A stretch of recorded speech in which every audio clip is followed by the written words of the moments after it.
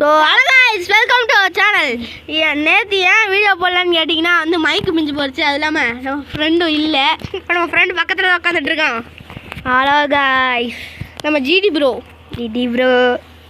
அவன் பேர் GT bro.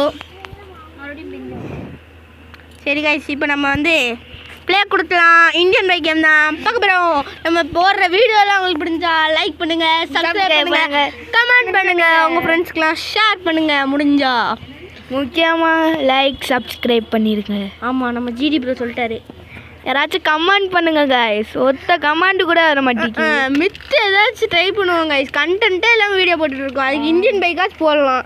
Indian bike போட்டோம்னா நம்ம மொட்டை பண்ணி கத்துறோம்.